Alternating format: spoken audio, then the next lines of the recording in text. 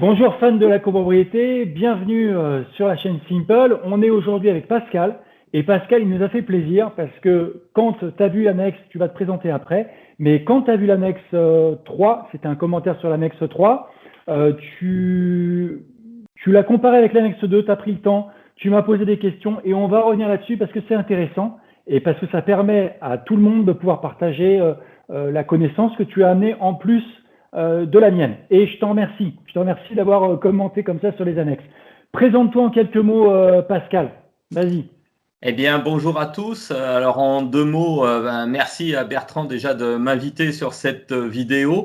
Je suis Pascal Buscarlet. J'ai créé la société Academissimo il y a maintenant bientôt 2 ans et l'objet est d'assurer la formation, aussi bien formation initiale dans les écoles, donc mon public ce sont des étudiants, qu'auprès de professionnels qui souhaiteraient faire appel à moi dans le domaine exclusif de la copropriété. J'insiste parce que je ne veux pas partir sur des domaines autres que la copropriété. Et c'est dans ce cadre-là que j'ai eu le plaisir de rencontrer Bertrand via les vidéos qu'il établit, et notamment celles dont il vient de parler, qui sont les annexes 2 et 3, qui m'ont occasionné 2 questions que je lui ai posées sur ces sujets. Bon, super. Alors, du coup, deux choses. Déjà que je vais préciser par rapport à toi et la discussion qu'on a pu avoir avant.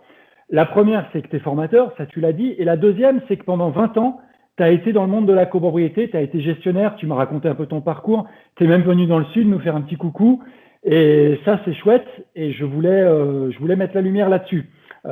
Puisque ta réaction, c'est une réaction en tant que formateur et ancien pratiquant. Alors, tu m'as expliqué que tu n'as pas fait de la compta dans le dur, mais que tu t'es toujours intéressé aux chiffres, à la compta.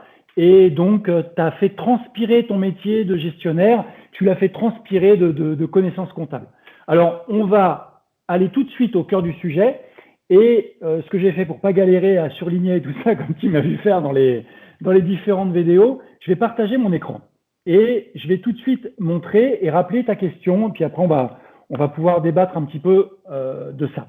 Donc voilà, là, on te voit à l'écran, tu es magnifique, tu es dans ta cuisine. Et maintenant, normalement, tu dois voir sur ton écran, Pascal, tu dois voir la même chose que moi, c'est-à-dire l'annexe 2, la fameuse annexe qu'on avait dans le document, dans la vidéo. Voilà. Donc, on a 119 283,02. Je l'ai surligné avant qu'on se connecte pour gagner un peu de temps et pour éviter de t'en faire perdre à toi qui nous regarde. Et de l'autre côté, donc on a ici 119 283. Je peux même zoomer un petit peu. En plus, j'ai changé de... Là, j'ai une... comment ça s'appelle déjà? Une surface. Ouais, j'ai changé. Avant, j'avais un Mac. Là, j'ai une surface. Donc, on verra ce qu'il en est aussi au niveau de la qualité des vidéos. Donc, ici, on a 119 283,02. Et sur l'annexe 3, que je mets à l'écran ici, on n'a pas le même chiffre. Et là, Pascal, tu m'écris et tu me dis en messagerie LinkedIn, je vous invite d'ailleurs à faire tous comme ça, si les commentaires ne sont pas ouverts, ou de commenter directement les vidéos. Tu me dis, bah, y a une différence et ce serait peut-être bien d'expliquer pourquoi il y a une différence. Et donc, ton propos, c'est de dire, l'annexe 2, ici, on a la sélection. Alors là, ça y est, je retourne un peu dans mes galères. Je fais comme si je prenais un instantané. Ici, on a la partie charge. Voilà, que je mets en sélection. Et de l'autre côté, on a la partie produit. Et ce qui se passe, c'est que sur l'annexe 2, les produits sont à droite, les charges sont à gauche de l'écran, là où c'est sélectionné. Et sur l'annexe 3, on a en fait un compte, c'est un compte de gestion. Et sur le compte de gestion, on a à la fois les charges et les produits, d'où la différence. Ici, en l'occurrence, la différence, on l'explique ici. On a une différence de 8,96 qui correspond à des produits. Et pour illustrer totalement ton propos, Pascal, je suis allé chercher le document d'origine, c'est au journal officiel. Et au journal officiel, c'est bien indiqué que les produits affectés doivent être inclus dans l'annexe 3. Et on nous précise, je l'ai surligné aussi là, autre que les appels de provision. Évidemment, on ne va pas déduire les appels de provision. Bien sûr. D'où un décalage. Et ta dernière observation, c'était de dire, justement, quand on vise les comptes, on les vise sur l'annexe 3 et pas sur l'annexe 2. Tout à fait. Est-ce qu'on est juste sur le propos? Ah, on est tout à fait d'accord et c'était clair, je pense, mais c'est vrai qu'il était bien de mettre en lumière cette information, puisque certains gestionnaires eux-mêmes potentiellement peuvent être intrigués de cette différence qu'on a sur le montant total des dépenses de l'exercice entre l'annexe 2 et l'annexe 3. En réalité, il n'y a pas de différence, c'est comme tu l'as très bien expliqué, exclusivement le produit qui est inclus dans l'annexe 3 alors qu'il est distingué dans l'annexe 2. Alors, c'est quand même assez magique, hein. Tu es à Argenteuil, je suis à Nice, on communique, on en vient à faire une vidéo et on parle de copropriété. Je pensais vraiment pas un jour faire ça dans ma vie, c'est-à-dire faire des vidéos sur les annexes comptables. C'est un vrai plaisir d'échanger là-dessus. Et comme on l'avait déjà dit ensemble dans une vidéo en off, euh, l'idée c'est de pouvoir transmettre du savoir, faire en sorte qu'il y ait plus de savoir dans l'écosystème de la copropriété pour mieux se comprendre. Et donc, la deuxième observation que tu m'as faite, tu m'as dit, oui, alors au niveau de l'annexe 3, je peux la remettre à l'écran. Au niveau de l'annexe 3, alors effectivement, c'est clair ce que tu dis, bon, il y a les budgets, etc. Mais les budgets, ici le budget de 126 000 euros de l'année en cours, il ne faut pas le modifier. Et quand on s'est eu au Skype, avant, je t'ai dit, ben moi, ça m'est déjà arrivé en tant que praticien, etc. Et tu as dit oui, mais exactement, il y a la pratique, il y a le droit. Ce qui se passe, c'est que l'annexe, est-ce que tu veux réagir là-dessus? Est-ce que tu veux nous dire quelque chose en complément? Très clairement, toi, moi et tous les professionnels modifient potentiellement cette colonne avant même l'envoi de la convocation pour que le chiffre lu corresponde à celui qui est présenté en assemblée générale s'agissant de l'actualisation du budget de l'exercice en cours. C'est ça. Alors on précise que c'est dans le cas où on a un budget qui était précédemment voté et où on va le modifier parce qu'il y a eu des dépenses plus importantes.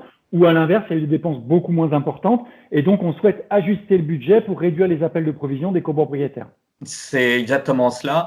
Et on peut se permettre de le faire, d'actualiser le budget dans l'annexe 3 sur les pièces jointes à la convocation. Et encore une fois, on le fait tous, mais en accord avec le conseil syndical qui valide ce process. Et donc, on répond à leurs attentes. Parce que en théorie, il ne faudrait pas modifier, il ne faut pas modifier cette colonne dans l'annexe 3 et elle ne peut être modifiée qu'après décision d'Assemblée générale. L'idée est de fournir la meilleure information et d'apporter le meilleur service à nos clients. Et c'est ainsi que l'on peut se permettre certaines libertés. Mais on distingue bien la théorie de la pratique. Et en théorie, redisons-le, il est interdit de modifier cette colonne. T'as un téléphone qui sonne, non? Vas-y, décroche. Hein. C'est une montre malheureusement qui sonne à temps. Connecté? Ah, c'est magnifique, c'est magnifique. Et tu nous dis un mot avant d'en terminer. Donc, comme je t'expliquais, le but c'est d'avoir des petits modules, c'est-à-dire des vidéos qui sont pas très longues pour aller vraiment sur l'essentiel, sur des points particuliers. Est-ce que tu nous parles un petit peu de tes étudiants? C'est-à-dire, tu m'as expliqué que tu travaillais dans 5 écoles différentes en région parisienne, Paris, région parisienne. Et donc, ça veut dire que tu as des étudiants en copropriété. Alors, comment ils réagissent à la matière? Voilà, c'est ça ma question. Alors, tout à fait. J'ai face à moi des étudiants du BTS jusqu'au master.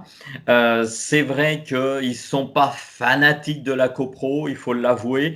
L'une de mes missions… Tu dis ça, mais tu as bien des passionnés là dans l'histoire, non? Oui, mais justement, c'est que l'une de mes missions, outre celle de leur faire connaître le monde de la copropriété, de leur apprendre les fondements de la copropriété, c'est à un moment donné essayer de leur donner envie d'entrer dans ce monde et de les passionner, parce que moi-même je le suis. Je suis gestionnaire de copropriété avant d'être formateur dans mon esprit, on pourrait presque le dire ainsi. Et j'ai envie de leur transmettre cette passion que j'ai. Et mon travail tourne autour autant de l'apprentissage du métier que de cet amour que j'aimerais leur transmettre. Voilà, du métier avec toutes ces variétés, avec toutes ces les mots m'échappent, les mots me manquent. T'inquiète pas, ils vont revenir. Je veux juste partager avec toi, il y a une jeune femme qui a ce côté formidable puisqu'elle s'intéresse totalement à la copropriété, donc ça c'est extraordinaire, qui postule et qui cherche un job dans le monde de la copropriété en tant qu'assistante. Et je lui pose une question, je lui dis pourquoi la copropriété? Et voilà sa réponse, et ça me plaît parce que ça illustre ce qu'on peut trouver de riche dans ce monde-là. Mais parce que c'est un univers varié, il y a un peu de tout, du travail de bureau et une partie terrain. Du coup, je sais que je ne vais pas m'ennuyer et c'est ce qui me plaît dans ce domaine. Et c'est vrai que, là, j'ai le cycle de la NGC qui me vient parce qu'ils mettent la lumière sur ce métier, ils font de la promotion et ils expliquent ce qu'il en est. Mais c'est vrai que je m'aperçois que souvent c'est méconnu et en faisant connaître le métier de la copropriété, on arrivera à susciter des vocations. C'est un peu le but parce que je pense que tu l'as fait, je l'ai fait et on s'est éclaté. Clairement, dans notre job, on s'est éclaté. Clairement. Il y a ce que j'appelle ce phénomène hall de gare. Tu sais, cet endroit où on trouve tout type d'individus totalement sans distinction. Tout le monde est mélangé et on trouve ça en copropriété et c'est d'une richesse inouïe, la rencontre de toutes ces individualités différentes, distinctes, complémentaires et c'est d'un enrichissement inouï et je dis toujours que ce métier m'a appris énormément et je suis ravi de l'avoir exercé pendant 20 ans, au moins pour cette raison. Bon, génial. Écoute Pascal, je te remercie de ta présentation, je te remercie de ton intervention. Faites comme Pascal, réagissez, c'est fait pour ça et à très bientôt. Merci Pascal. Et encore merci Bertrand.